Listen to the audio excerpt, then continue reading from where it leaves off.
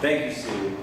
My name is Matt Sinovic. I'm the Executive Director of Progress Iowa. And along with Sue Dinsdale at ICANN and a number of other organizations across the state, Progress Iowa is part of the Raise the Wage Iowa Coalition. So we work to promote raising the minimum wage and educating Iowans about the benefits of increasing the minimum wage. So as part of that effort, we have sent this challenge to every state legislator and a number of elected officials, calling on them to live on the minimum wage for 1 week. And what that boils down to is $77 per week on food and transportation costs, because that's what the average person working full-time on minimum wage has left after housing costs and taxes. So we sent this challenge to all these elected officials, and 3 have graciously accepted the challenge to better learn what choices low-wage workers have to make every single day of their lives. Those are 3 state senators, Senator Rob Hogue, Senator Tom Courtney, and Senator Joe Bolcom, who you're going to hear from in just a few minutes. But I'd like to talk about one state senator who not only did not accept our challenge, but in fact is using her run for U.S. Senate to insult and demean Iowa's workers, and that is State Senator Joni Ernst. Joni Ernst has said things like minimum wage workers are all kids, they're not adults, so it's okay for them to work on a minimum wage, that having a minimum wage is ridiculous.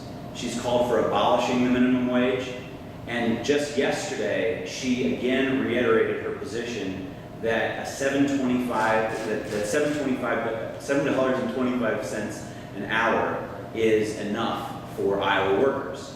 Joni Ernst actually believes that $7.25 is enough for Iowans. Well, her suggestion that $7.25 is enough is frankly an insult to every working Iowan who's struggling to make ends meet.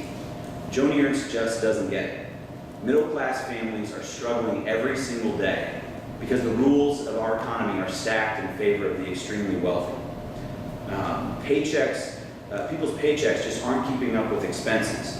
Workers over the last 3 decades have been getting more and more productive while their pay has been completely stagnant, which has resulted in less buying power at the store.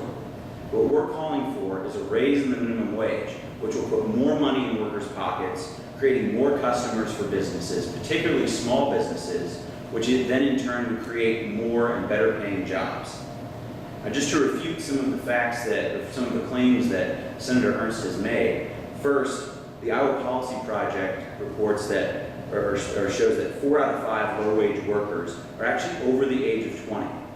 And for any who would claim that these are people who just didn't have the drive or initiative and therefore should be paid the bare minimum, we hear that a lot, unfortunately, from conservatives.